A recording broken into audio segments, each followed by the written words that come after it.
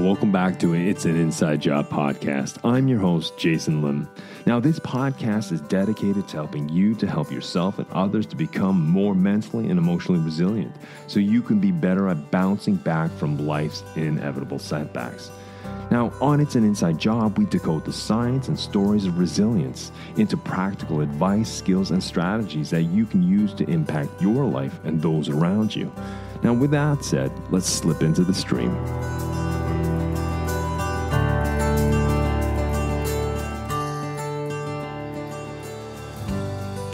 Well, welcome back and allowing me to be part of your week. In this week's episode, I have the privilege of speaking with Dr. Remi Smolinski. He is a professor at HHL Leipzig Graduate School of Management. Now, Dr. Smolinski brings a wealth of knowledge and experience to our discussion today as we explore the importance of negotiations, communication, and conflict management in building resilient relationships, privately and professionally. You know, Dr. Smolinski specializes in negotiation theory and practice in international settings and innovation management. His expertise makes him a true authority in the field.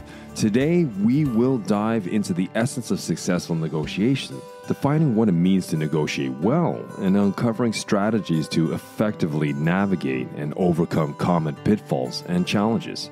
Negotiation performance is crucial, and Dr. Smolinski will enlighten us on key indicators and metrics used to objectively assess the effectiveness of negotiation outcomes. We'll also gain insights into innovative approaches and strategies that have emerged in the field of negotiation, exploring their impact on the negotiation landscape.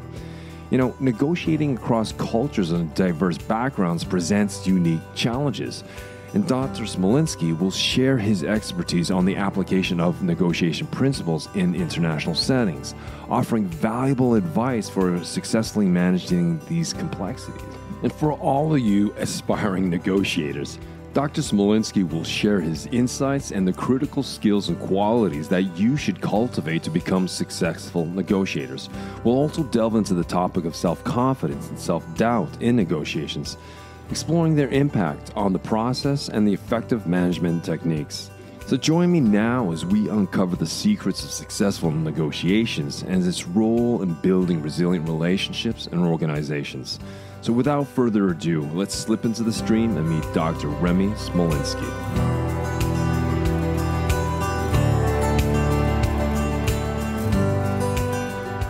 My name is Remi Smolinski indeed, and I'm a negotiation professor at HHL Leipzig Graduate School of Management.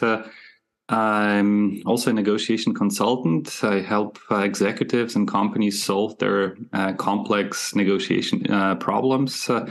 And I also run a negotiation competition called the Negotiation Challenge for students and professionals. A lot of people may picture negotiations in maybe in the more traditional sense of working out a deal. Could you expand on the definition of negotiation, how it's important in our day-to-day lives if we are not top negotiators per se? Yes, absolutely. Thank you for this question. Let's indeed develop some common understanding what hides behind this very commonly used word, but rarely understood properly. So negotiation, we negotiate whenever two people want to do something together and have different preferences with respect to how. And this is probably the simplest definition, but let us still dissect it into smaller pieces. Yes. So, for example, the differences in preferences can manifest themselves on various levels. Yes, very classic example that we very often used as negotiation professor or trainers is couples going on vacation. Yes, where they want to enjoy. Yes, you're smiling. Probably. I've been there. Yes, exactly, and many of us have. Yes, so we have a common goal. Yes, we want to spend time together. We want to relax. We want to enjoy the quality time. But we might have different preferences with respect to where. Yes, if one of us is more active, the other one needs maybe a little bit more quiet time off of the civilization. Maybe someone wants to, visit the big cities, large cities. Yes, so there are lots of possibilities for potential conflict. Yes, but there is a certain common characteristic of all negotiation situations, and that is that we envision that a potential agreement unlocks value for both of us. Yes. What does this mean? Well, when we finally manage to agree on where and how, right, we will enjoy our time together even better. Yes. This is a very common example for often encountered in relationships. But if we make the transition to business, it looks identically or analogically, right? So we also have situations where buyers and sellers have radically different interests. Right, the buyer wants to spend as little money as she possibly can, whereas the seller wants to maximize his margins. Right, but at the same time, none of them gets anything if they don't manage to find a deal that meets the expectations of both. And so, a very common characteristic of interdependence between each other. This interdependence is what unlocks value at the end of the day, right? So the seller might have an object or assets, right, which are redundant or which they want to get rid of or liquidate or exchange for money. Yes. Whereas the buyer has liquid resources, typically money, and a need for those assets. Yes. But none of them gets anything, neither the profit nor the value that could be potentially generated by those assets if they don't find a deal. So interdependence is one common characteristic. Then an intention to come to a deal, and while having differences, different preferences, different interests when it comes to the details of the deal, such as, for example, the destination in the relationship question of a vacation question, or, for example, price, very common negotiation in sales or procurement. I think one of the words you said is negotiations. You know, the pretext of a negotiation is at some level a conflict, different interests. We come from different backgrounds. For many of us, there is a negative connotation to the word conflict. If we were to broaden the perspective of conflict, how should we look at conflict above and beyond sort of the negative connotations or aspects of that definition of the word? Yes, Jason, thank you for this question, because yes, indeed, at the core of every negotiation, there is a conflict. Yes, I describe it as a conflict between preferences, but this can be how do I say it, more or less intensive, right? It can be just a pretext to a dialogue about what's important to you, or it can be a highly emotional, sometimes even coercive conflict, like the one that we are experiencing in Ukraine, right? So when it comes to conflict, whenever there are two individuals who have different preferences, they are experiencing conflict. The intensity of conflict varies or may vary, right? And I keep saying during my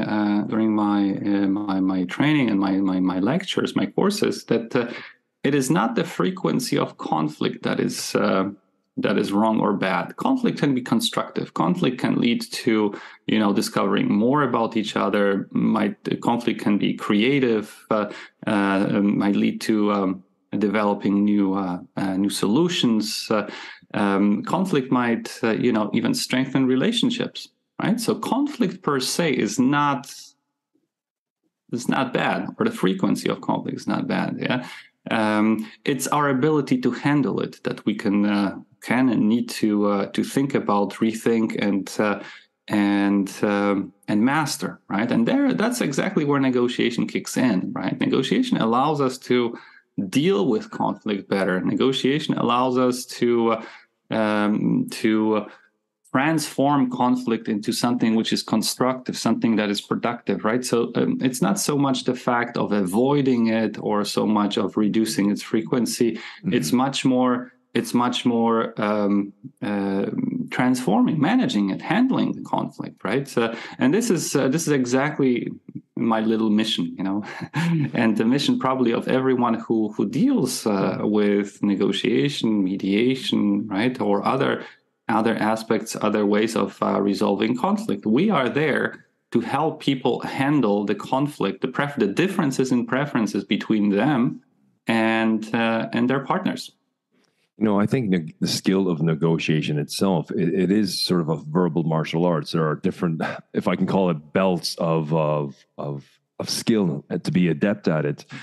For me, negotiation is a key skill. I mean, you don't have to be a top negotiator, but if you understand the fundamentals, because I think moving forward, when we talk about cooperation or collaboration or communication, negotiation is one of those foundational stones that are needed to lead people, to lead ourselves.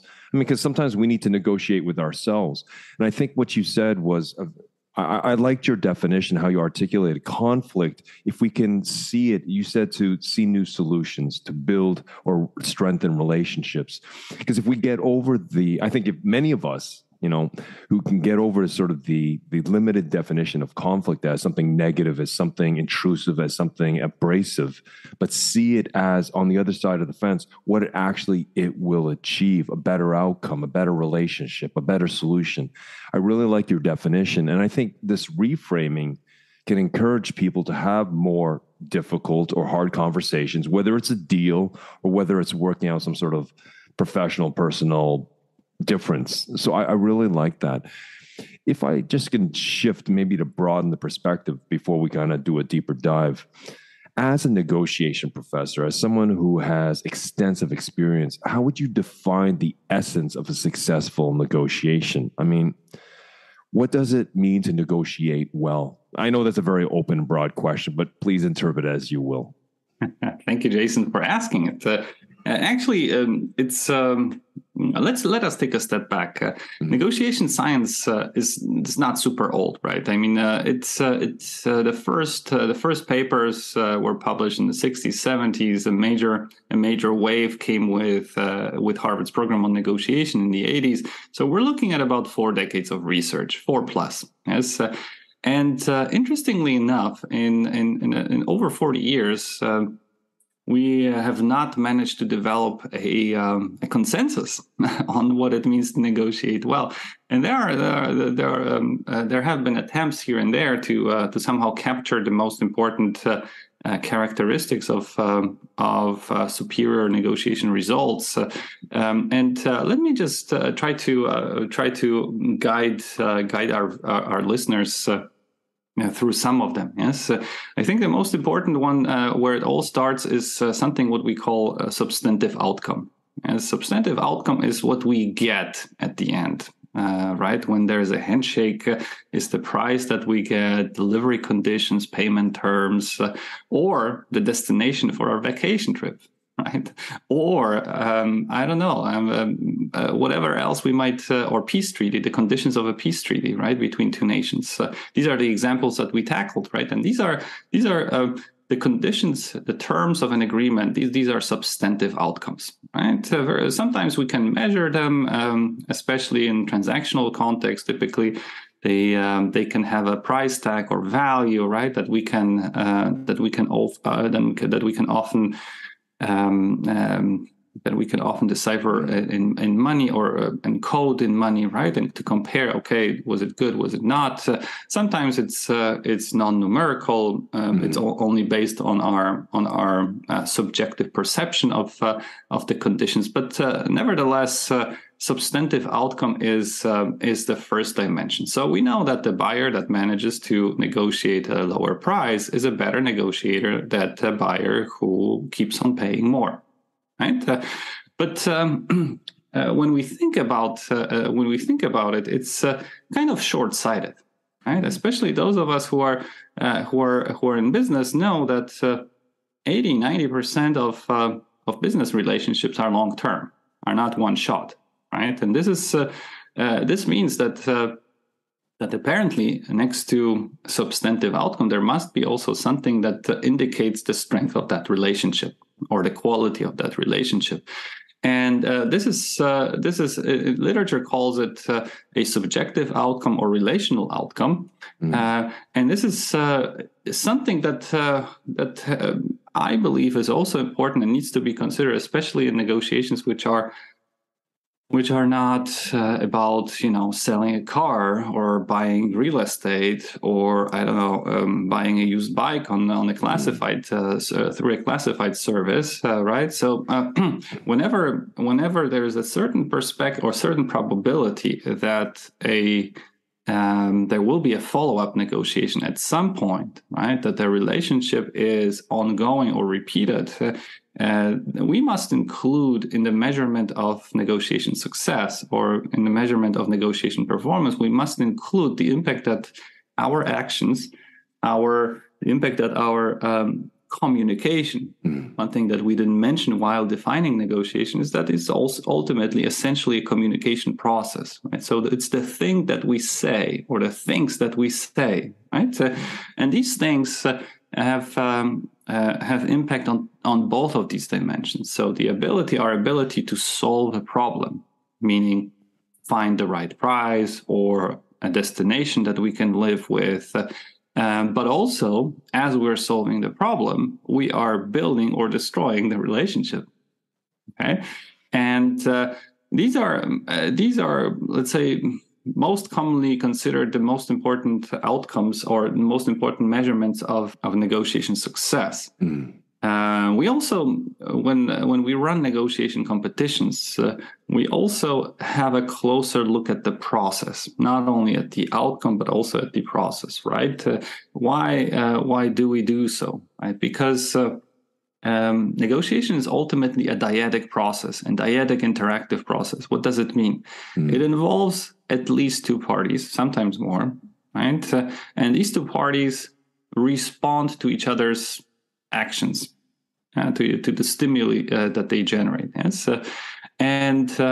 Therefore, looking only at the outcome is a little bit, how do I say, it's a little bit short-sighted because it doesn't include the contributions, or doesn't consider the contributions that have been made by the participating party throughout the process. So, and these contributions can differ. As it can be that the fact that I got a great relational, or we got a great relational outcome in a particular negotiation might be completely attributed to the actions of my partner, not mine. Right. So I might just, might as a negotiator, might have benefited from my partner's negotiation skill. So what we also do is very often in our negotiation competitions, we have judges who observe the process and at the end make the shot or call the shots who are the ones who manage this process better. But in general, these are the three dimensions that differentiate good negotiation or superior negotiation performance from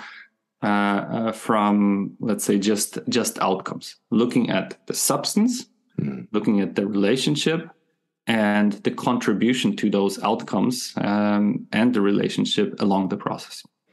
So if I rewind just to put a bow on this, so some of the metrics used to measure negotiation performance, there's this, as you said, there's a substantive outcome. So we can call that sort of the quantitative. Those could be the numbers or the hard lines above things. Then there's also what you've talked about is the subjective outcome or the contribution. And these are the qualitative. I've been working in communication for a long time. The quantitative tend to be, they can be easier to define, but it's the qualitative. We talk a lot about sort of the soft skills needed in communication.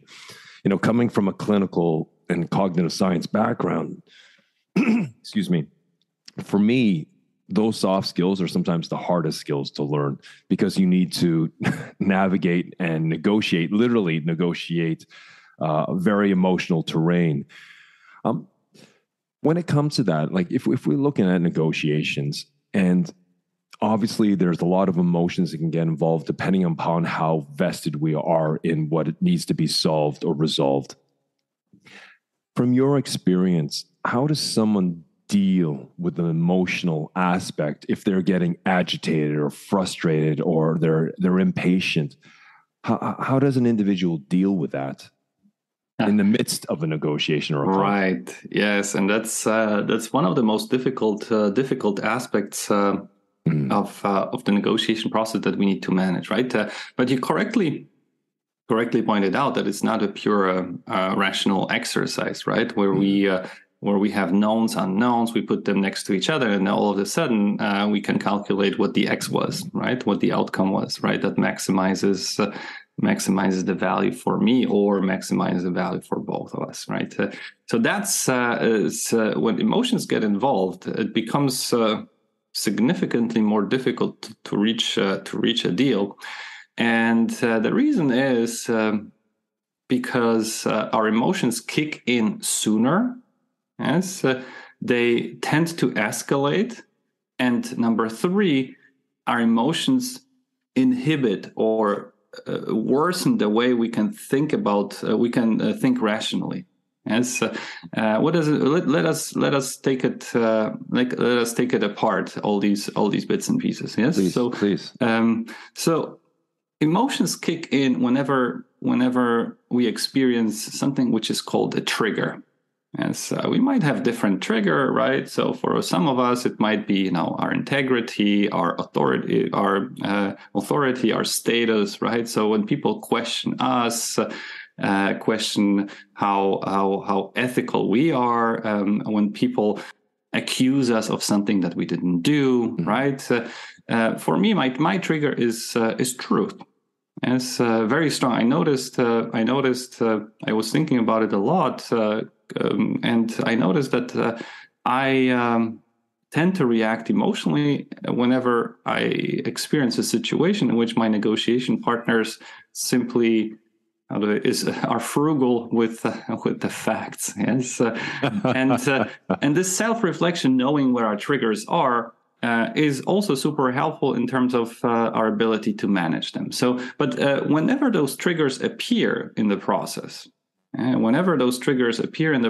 they sparkle an emotional, a hormone cocktail in our body, right? Emotional reaction, which means we get upset, we get irritated, we get frustrated, but we can also, get happy with certain emotional triggers. So emotions can be positive and negative, but we typically, probably what you meant are negative emotions, right? Because they very often stand in our way of reaching a good deal. So they appear instantly whenever we experience whatever triggers us, and then they tend to raise in intensity very, very quickly. And so it's like from zero to a highly emotional, highly upset state in a very, very short time, within a few seconds. We're talking about a few seconds, right? Our body does not need much time to produce enough hormones to simply negatively impact our rational or cognitive abilities. Yes, so they shoot up, and the more intensive our emotional reactions tend to be, the less we're able to solve problems. And so the weaker the cognitive reaction to that particular situation. Yes, but it's very interesting. It's very interesting to think about what happens as seconds turn into minutes, minutes turn into hours. Right. It's impossible to sustain a highly intensive emotional reaction for a long time. It's impossible. This is how our bodies have been built, and it's probably for our self-protection. Which means that at some point, regardless how upset we are, how frustrated we are, how angry or furious we might be, this emotional reaction will fade away with time. As we can keep on recalling it, we can keep on fueling it with time. But as it fades out, as the intensity fades away, right, our cognitive abilities increase or improve.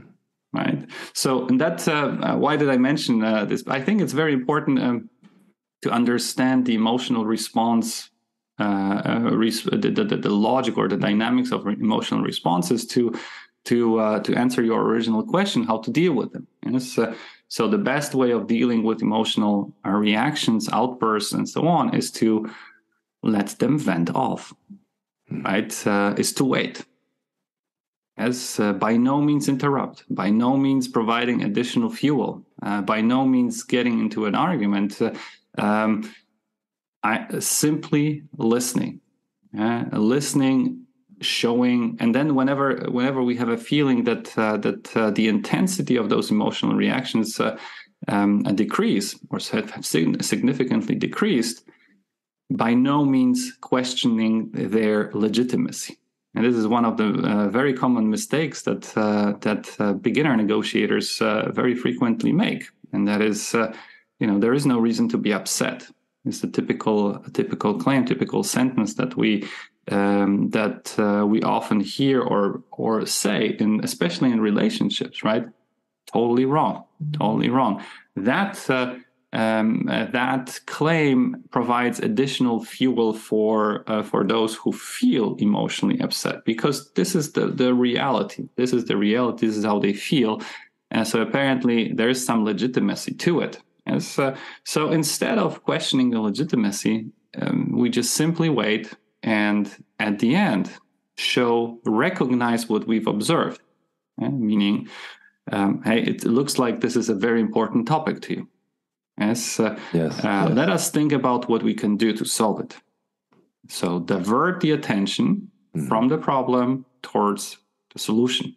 And so, and this is what I very often recommend, both in my lectures, courses, but also at the negotiating table. Yes, let it vent. Yes, I know we feel an urge to correct. We feel an urge to inject our words of wisdom. Yeah? Waiting is a much better policy. And then at the end, instead of questioning what has just happened or diminishing its importance, it's much more strategic and reasonable to think to first of all recognize it as an important recognize the source of emotions as an important part of the negotiation, and divert or direct the attention towards the solution. Remi, you and I come from two different disciplines, but when you speak of how to deal with emotional outbursts or emotional contagion, I see a lot of parallels in what we do, because what I hear you saying, if I may rewind, is let them vent, let them talk, let them articulate their thoughts and emotions and get it out there. Because a lot of the times that's what it is. It's to unplug that, and that allows them to address whatever is bothering them. The other one, as you said, key is to listen, is to sit there and reflectively listen to what they're saying. And I think what's important here is also, what I hear is also validate their emotions, right? At least recognize, and I see you're frustrated by this, and I can understand. Can you please explain a little more about what's going on? It's to let them to elaborate. And so I see a lot of parallels in what we're talking about. But all of these skills, especially in intense situations, that's why I think the qualitative side of communication is so important to be able to practice in low intensity interactions, picking the low hanging fruit per se. Because to listen, I mean, you need to actually be cognizant to actually listen, and to stop coming up with solutions or telling people to relax when they are all worked up, because that's the worst thing you can do. It's yes, like pressing the trigger. You were talking about it. Oh yeah, here you go explode, right? So you don't tell people to relax, or you try to minimize their emotions, because once you validate their emotions, they feel listened to. And validating and venting is, for me, has always been a great way to de-escalate the emotion, so you can get back onto a level playing field to discuss. But if I may, on the other side, if it's me who's getting emotional, if it's me who's building up, and I can see the other person is kind of telling me to relax, or this is just normal procedures. And I feel they're not listening. I feel the emotions building up in me.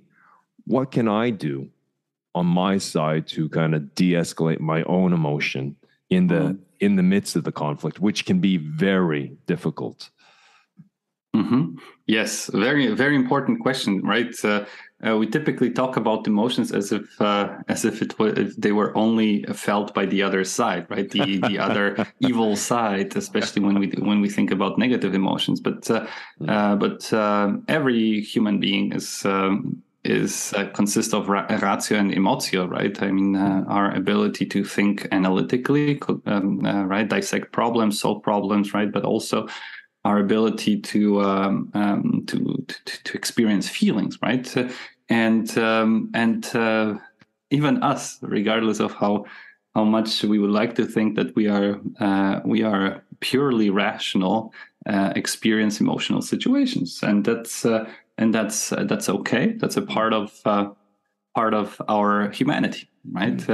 There's a great book which I would like to recommend, which Please. Is called Collywobbles, written by Moshe Cohen. Moshe is a negotiation professor in Boston, one of Boston universities, and that book is exactly devoted to how to deal with, or first of all, why negotiating is a highly emotional process, and how to deal with exactly that part of it, which means not so much how to solve problems, but how to deal with that emotional load.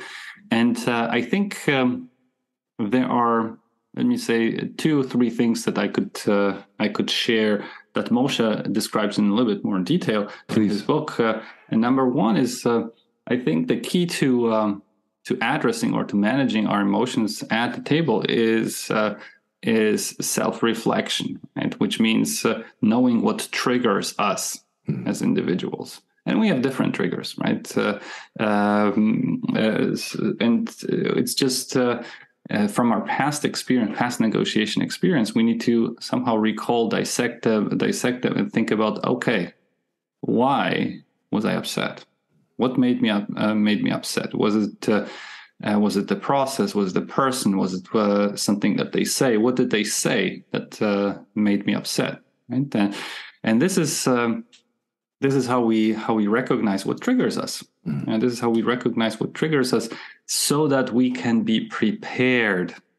Right? When the next negotiation takes place, right? So we immediately understand. I'm getting. Is it that the trigger? Yes, it is. Oh, whoops! I might get upset very soon, right? So that's the first thing. And then what happens when we get upset? Right? 2 things. One, very often, very frequently recommended is breathe. Focus on your breathing. Right? Just like in labor. Right? Keep on breathing. Breathe in, breathe out. Highly emotional stress situation, diverting the attention from what is going on and focusing on mindful breathing as slows down physiological reactions connected to stress. Yes, so that's one thing. And second is slowing things down. I remember some time ago I spoke with a negotiation professor from Singapore, Joel Lee, who is also a black belt Wing Chun martial arts teacher, has his own school in Singapore. And one of the things I will never forget that he always recommends. We spoke about various things, and among others, the similarities between martial arts and negotiation or conflict resolution.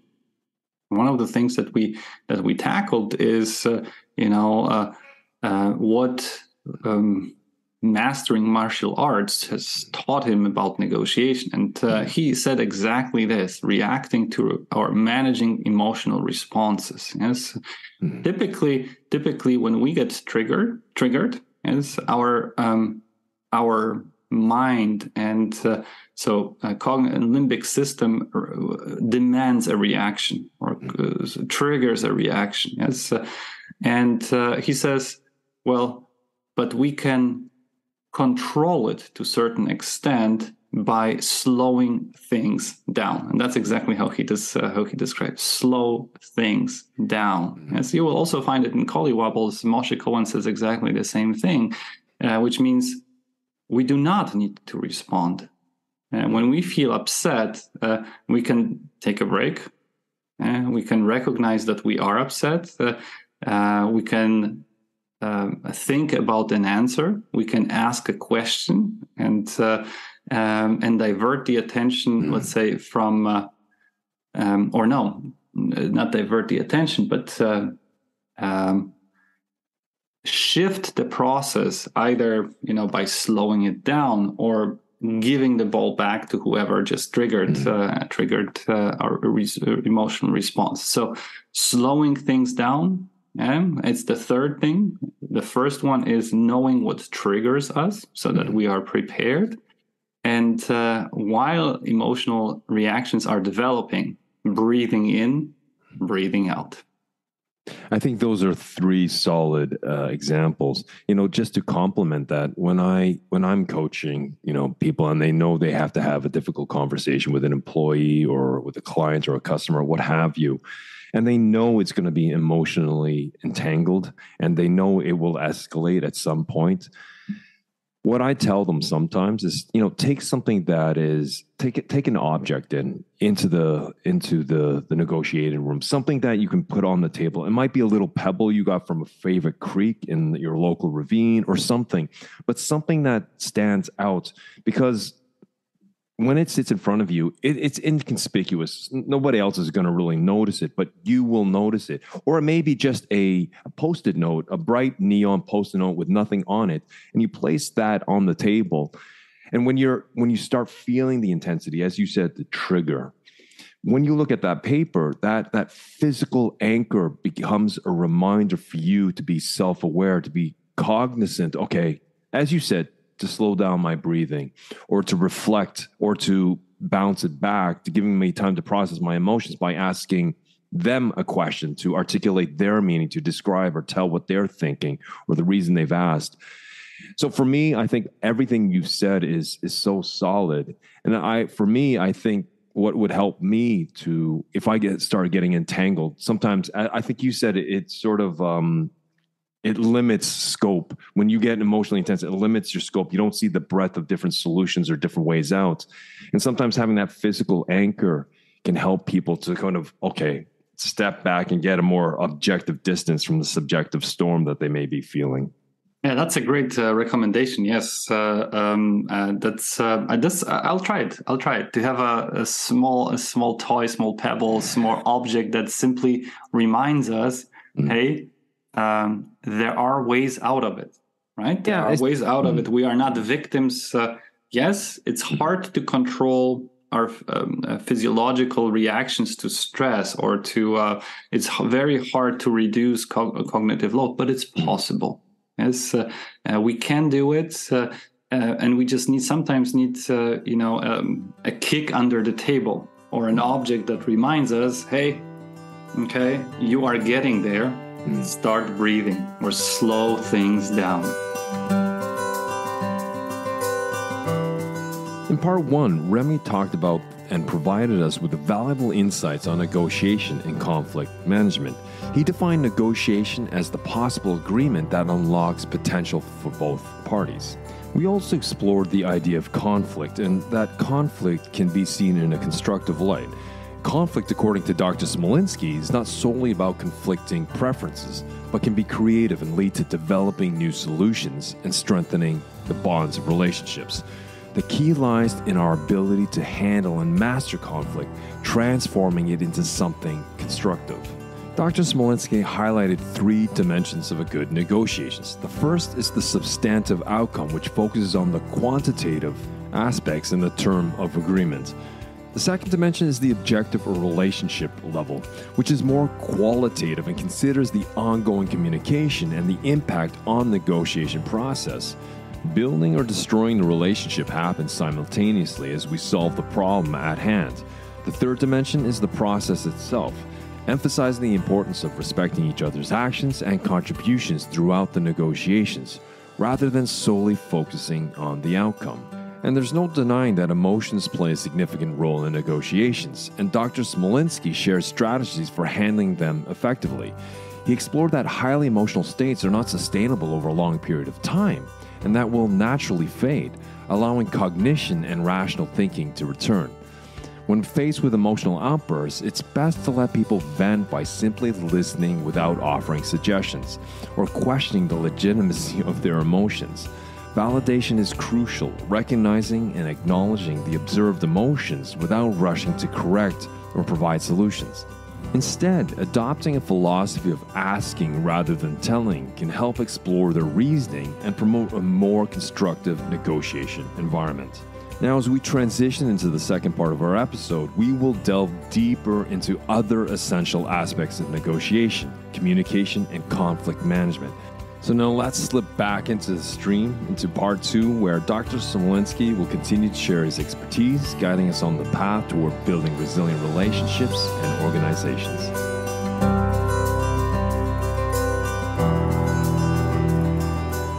A lot of the listeners here may have people in their companies, on their teams, they may lead people where they have to negotiate across cultures or diverse backgrounds. And that can always be a challenge. What insights have you gained about the application of negotiation principles in such contexts? Yes, that's it's a very good question, and many people have thought about an answer for a long time. And there were huge books that have been written on cross-cultural, or the impact of cross-cultural aspects on the applicability of methods. Excuse me. So let me find the right tone for the time that we have for our conversation. I think it's important to us to recognize that first of all, what culture is. Right, it's the ability we process information. It's that is common for a certain group of people. And this filter, the cultural filters, have an impact on lots of things, among others, how we interpret what we hear as during a negotiation process. So the methods that we teach, right? We'd love to think that they are universal, and some of them are more universal than others. So, for example, there's a very famous book on negotiation called Getting to Yes. It's a bestseller, sold in millions of copies, and it's exactly the book that was written, at least the first editions in the 80s, by Roger Fisher and Bill Urey and Bruce Patton. Those were the first professors at Harvard's program on negotiation. And for many, many years and decades, we all thought that the principles sketched in Getting to Yes are universal. But our current research shows that they aren't. That there are cultures in which they work better, and there are cultures in which they are, how do I say it, maybe too risky. It has something to do with the amount of resources we can risk, how wealthy a society is, has an impact on the ability to share, or let's say develop trust and share information, right? Just sketching it roughly. But interestingly enough, I think these insights apply to many methods which we believe that, or many years we've believed that are universal, but ultimately some of them might not be as universal as we had thought. So I think it's important to keep it in the back of our mind that culture matters. Yes, we are all human beings. So the things that we, for example, things which are inherent to us as human beings, they will remain universal. So things like relationship building or trust, or the importance of trust is universal. The ways of building it may be culturally dependent. Yeah. Which means every culture, or many cultures, have developed different methods for trust buildings, right? So, for example, in France, now I'm operating with some stereotypes, but these stereotypes do not come from nothing, right? They have truth. They have some basis in statistics. So, in France, we build trust by eating together, by having a joint meal. In Eastern Europe, we build trust by drinking together. In other cultures, we build trust by spending time together, and so on and so on, or inviting people to our homes, right?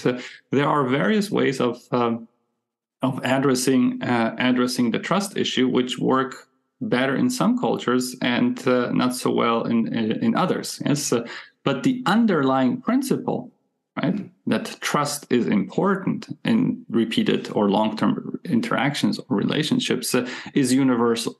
So to sum it up, I think this very good question. Culture does have an impact on negotiation. I think that there is absolutely no scientist, no researcher who would question that statement anymore, right? And the more, whereas some of the insights that we've gained over the 4 decades, in the 4 decades of research, some of the insights that we've gained still remain universal, because they are very close to who we are and what we are as human beings, right? So, in short, culture matters. And I think that's very important, because if we reduce the scope here, and let's say it's a manager who has an international team and there's multiple cultures on that team, I think to simplify things and to find a more a level playing field, I think what is very important is to establish rules of engagement amongst the members of those teams. Because if you have that, and maybe to address the elephants in the room, and it might be, look, guys, we all come from different cultures here, and I understand we have certain sensitivities, and that can add very much complexity. But we as a team that have to move something forward, perhaps we should spend a couple hours defining some rules of engagement. So when myself as a Canadian asking you a direct question, it is just meant to as exploratory, not as an accusation. And, you know, if you can talk about some of these cultural differences amongst a team, again, this is a microcosm of the bigger things. But I think if you can establish those standards amongst the team, then I think you will mitigate some of the sensitivities or the minefields that having cultural differences can trigger. Now, again, I'm not talking about nation to nations. That's completely different. But I'm talking about a small team that is multicultural, and to establish some standards so you can get on with doing businesses and people understand that my intentions are noble. They're not nefarious in some sort of things. Again, that's just from my perspective. Jason, I think you touched a very important point, and that is, in my answer, I focus mostly on national level cultures, but cultures can be also built within organizations. Corporate culture or organizational culture is a phenomenon that occurs on meso or micro level, right? Where a set of people, sometimes from different national backgrounds, national cultures, agree on a set of norms and standards that are acceptable to all of them, and then decide to base their interactions within that organization on those norms, right? So what I'm describing right now is exactly what also you described in your account, in your answer, right? Which means rules of engagement that you said. These are the norms, standards, right? That companies develop, yes, to manage the diversity in national backgrounds and national cultures. So it says basically, well, it doesn't matter where you're from. Here, this is the list of things that are important for us as an organization, and these might be different things. These are typically, things that are shared by the management, the executives, or the shareholders, or whatever you might you might have, right? But there's a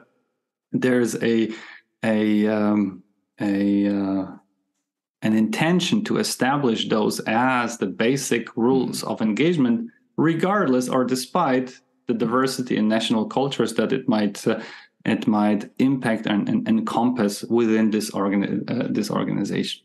And I think I can completely concur with what you're saying, Remi, because at the end of the day, it's about addressing the elephants, those minefields, those cultural minefields, or whatever minefields it is, and to have a frank and open conversation. Because if we constantly worry about people feeling offended, people will feel offended. Fine, that's your right. But the question is, if we are going to strengthen our relationships, if we're going to find some sort of solution to whatever conundrum we're trying to face, then it means sometimes having difficult conversations, and sometimes people will get offended. But as you so eloquently articulated before, there are ways of de-escalating emotions and dealing with emotions, both on the other side of the table, but with ourselves.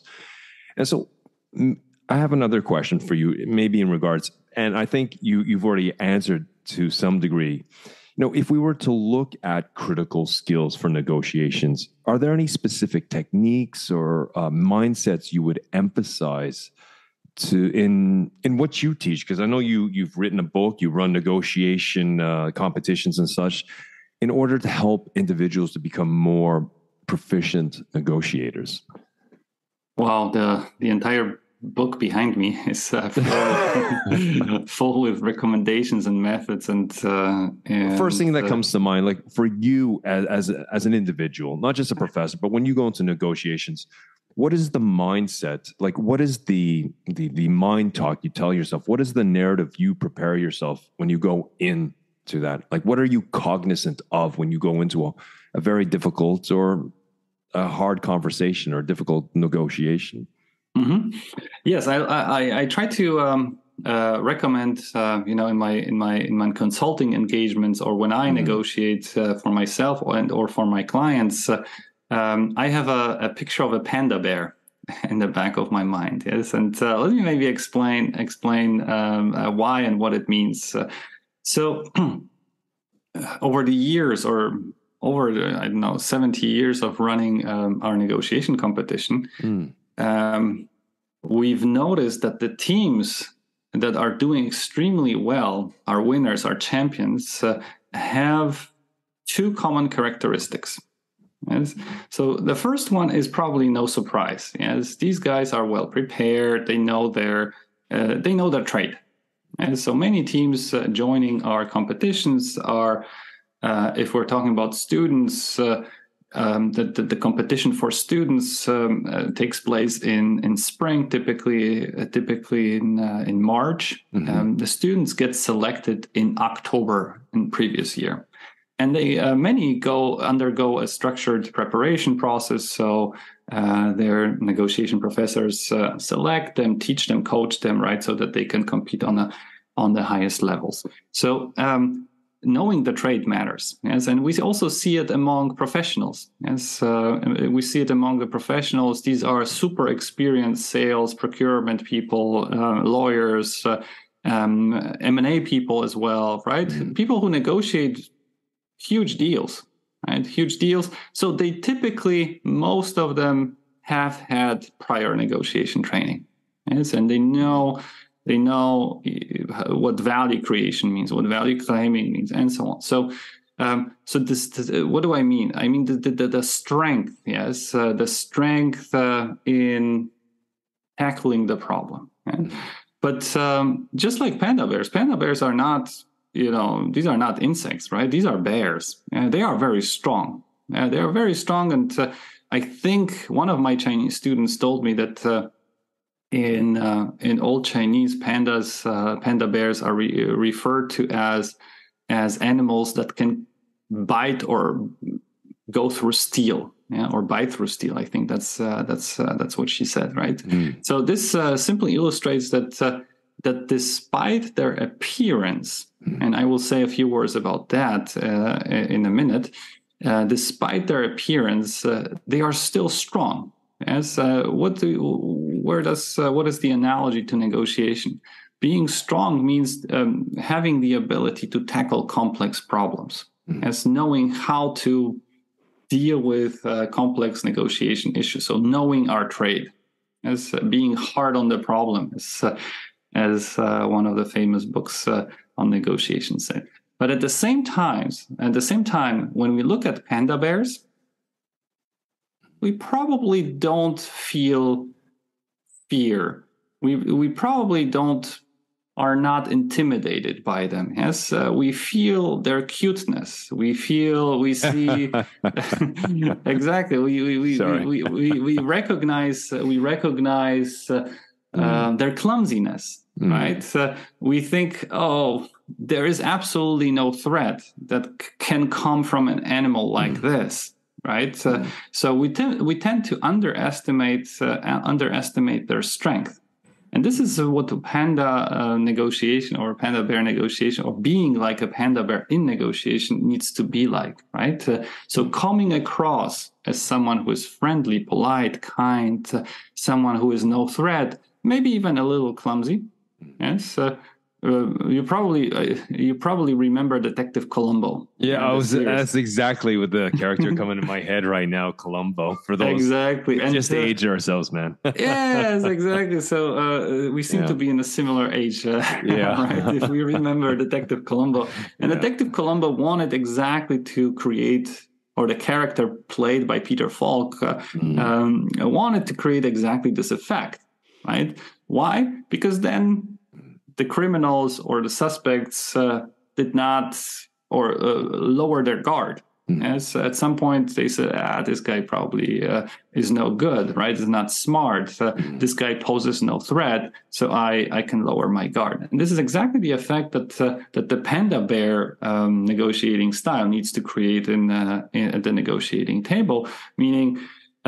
I don't want to. The worst thing that I can do in a negotiation is to come across as someone who is too powerful, who is too eloquent, who is too assertive, who is too smart. Why?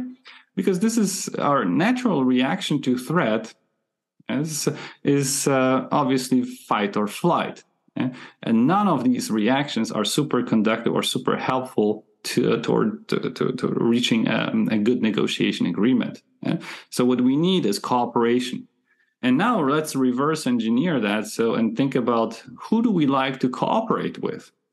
Certainly not with those who impose things on us. Certainly not with those who treat us with disrespect, right? We want to cooperate with those who are fun, who are nice, who are kind, those we like. Yes? And this combination of methodological strength with likable appearance, yes, is exactly the panda bear effect that I keep on preaching and teaching in my engagements. Yes, because we notice that this is super effective at the negotiating table. This is exactly the combination. That our negotiation champions were able to display.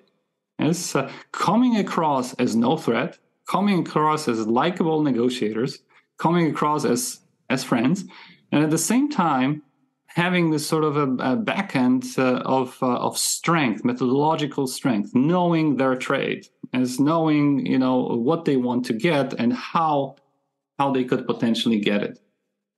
And I really like what you said, that sort of panda bear, because you've kind of segued into my next question, but I'll approach that in a second, because what I hear is that a negotiator is also a diplomat, and that these two words could almost be synonymous, because when you think of being diplomatic, that means just that. Diplomatic is to listen, is to be empathic, but it's also to be hard on the problem, or as you said, hard on the problem, soft on the people. I think that's the general quote, but it's to push things forward. Part of what you do, you have a metaphor of a panda in the back of your head when you go into negotiations. I was wondering, from your experience, again, I'm just respectful of your time, Remi, when it comes to someone learning, moving into the world of negotiation, and he or she wants to develop and sharpen their skills. But a lot of people are sometimes hindered by self-critical thoughts and self-doubt. How, from your experience, can they squash that and feed their self-confidence so they can approach it? Super important question. I will never forget a conversation I had with one of the participants in our negotiation competition for professionals. Yes, she was super smart, really very successful in her professional career, working at one of the largest automobile manufacturers, and at some point, our paths have crossed, and she somehow was thinking about participating, whether she should or shouldn't participate in our negotiation competition. Yes, and she said, we spoke about it after it ended, and she told me, I was very hesitant. I never considered myself a great negotiator.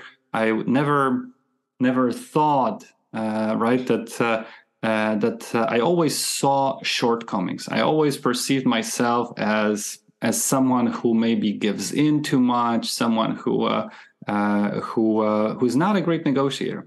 And then I always had. She also mentioned that I always had a feeling that negotiation matters. Yes, that this is how I need to lead my team. This is how I'm being led by my managers, right? Especially in organizations which are based on consensus. Leadership is negotiation. Yes?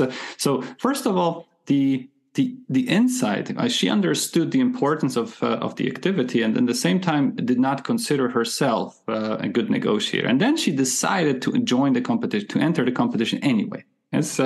And then at the end, she told me it was the best thing I could have ever done. Yes, this gave me the self-confidence, the ability to compare myself with others. Yes, it helped me realize that actually my negotiating style does require improvements, but still is good in certain ways. So why am I mentioning Anna was her name? Why am I mentioning Anna here in our podcast in this episode? I think it's super important to keep in the back of our mind where confidence comes from. Yes, confidence is a function of experience. Yes, and as such, how can we make the experience that improves our belief that we can master even more complex tasks? And there are only two possibilities. Number one is training. Yeah? Number one is training, meaning, brushing up the skills, learning what negotiating is all about. Yes, many people think, as long as I can talk, I can negotiate, and that is true. But this is only partially true, because there are differences between negotiating and negotiating well, as we discussed at the beginning, right? So to negotiate well, we need training. Yes, negotiation is a skill. Yes, just like sports, music.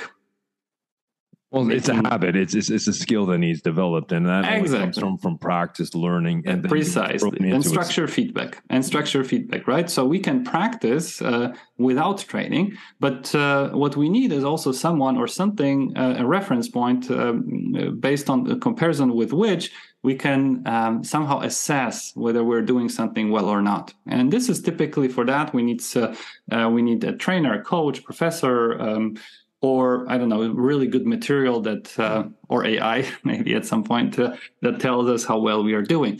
So that's the first thing, training, right?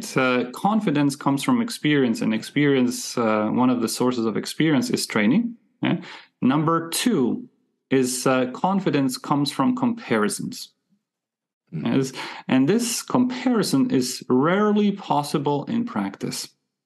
And the reason is because typically, even in companies that have a extended sales or sales force or large procurement teams, typically negotiators deal with different regions, are assigned to different regions, are assigned to different products, or their negotiations take place at a different time point. Yes, so that makes it, all combined, makes it impossible to compare performance between individuals. So I might be generating less revenue as a salesperson, but maybe it's because my clients, the group of my clients, or the geography or the product that I've been assigned to is difficult, more difficult, right? So how can we gain this confidence? Be like Anna, join the competition, yes, and by doing so, the worst thing that can happen, yes, you will get feedback how to become a better negotiator, and and the best thing that can happen is through your actions and results, you will understand how good you already are. So what I'd like to do, I think that's a natural segue into talking about the negotiation challenge. You have the negotiation challenge for 2023 coming up. I was wondering, could you speak a little more to this? And if people are interested, what is it and how do they sign up, or what level do they have to be? Maybe just some of the fundamentals. Absolutely. So the negotiation challenge is a global negotiation competition. We have two versions. One is for students, one is for professionals. The one for professionals is coming up this fall, with a registration deadline being October 1st. Everything else is very simple. As long as you are a negotiator, a passionate negotiator, someone who for whom this activity, this skill is important and critical in terms of professional success. Mm-hmm. So a salesperson, account manager, procurement person, or a lawyer, a diplomat, whoever, right? It doesn't really matter. And we've had all sorts of participants in our competition, from Nagoya, Japan, to San Francisco. Is spread across nearly all continents, I think, except the polars. If you're interested or passionate about the topic, and would like to invest some time, it's not much, but some time into understanding how good you really are. Basically, all you need to do is to go to our website, which is the negotiation challenge written together.org, yes, and click on the competition for professionals and simply register. Yes, and that's all it takes. We're going to kick it off in October. Yes, the first round takes place in October. Negotiations take place online, so the participants are matched randomly with other negotiators who might be in a different time zone, from a different industry, and that's also one of the benefits that you get. Right, you get to network with like-minded individuals for whom negotiation is equally important as it is to you, and then you will have a window of about a week to schedule, conduct, complete negotiation, and submit its result. Yes? And this repeats 3 times. And this repeats 3 times with every time with different negotiation partner, with a different negotiation partner. And the results aggregate. Right? The results aggregate. Last round takes place with a jury. And so there will be judges observing the process.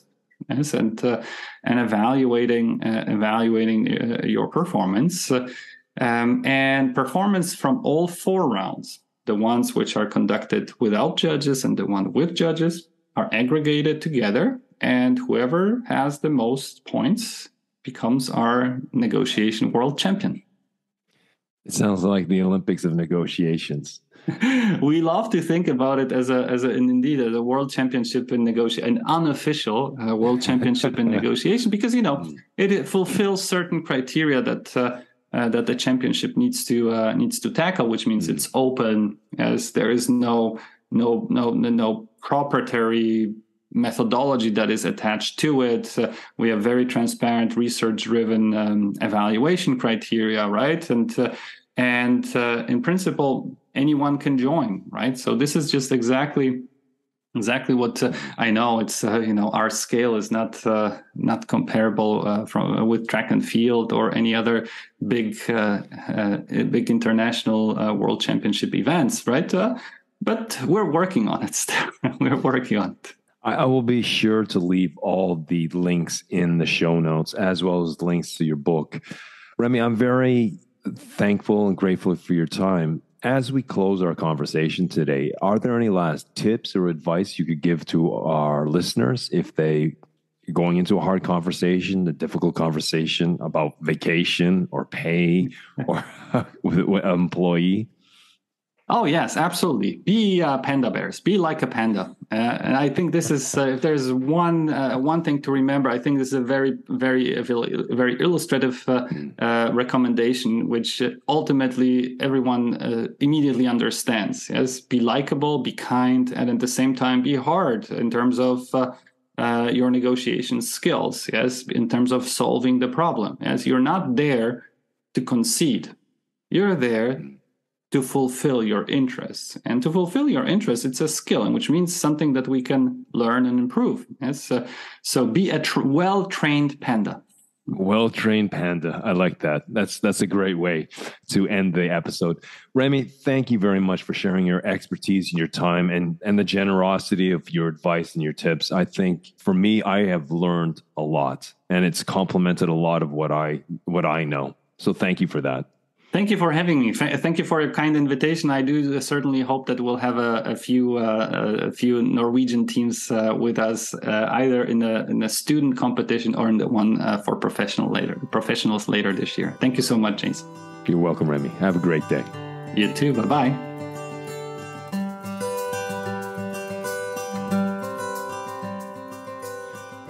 In this episode, we've had the privilege of delving into the importance of negotiation, communication, conflict management, and building resilient relationships and resilient organizations. Dr. Remi Smolinski, our esteemed guest and negotiation professor, shared his invaluable insights that can transform the way we approach negotiations. Dr. Smolinski emphasized the significance of creating rules of engagement, particularly in international teams. Regardless of our cultural backgrounds, establishing a common understanding of what is important for the team's success can foster collaboration and effective goal achievement. We also explored Dr. Smolinski's mindset when entering negotiations. He introduced the concept of the panda bear, highlighting the importance of being prepared and strong, even if we appear friendly or non-threatening. Just like the underestimated strength of a panda bear, we should not underestimate our own abilities to tackle complex problems head-on. Building self-confidence was another topic of discussion, and Dr. Smolinski explained that self-confidence is a function of experience and mastery. To build confidence, he offered two pieces of advice. First, continuous training and refinement of negotiation skills are essential for negotiating well. Second, comparing our skill level with others in the same field, especially during training, allows us to gauge our progress and to boost our confidence. Now, as we wrap up this episode, I hope you've gained valuable insights and strategies for negotiating effectively, managing conflicts, and fostering resilient relationships. Remember that negotiation is not just about reaching agreements. It's about unlocking potential and creating value for both parties involved. I want to extend my personal gratitude and thanks to you, Remi, for sharing your expertise and guiding us on some of the best techniques for building resilient relationships. If any of you are interested in the negotiation challenge, I will leave those links as well as all the links to Dr. Smolinski if you wish to get in contact with him in the show notes. Well, folks, that leads us to the conclusion of yet another episode. Thank you for showing up as you do every week and allowing me to be part of that week. And we will continue this conversation next week. Until then, keep well, keep strong, and we'll speak soon.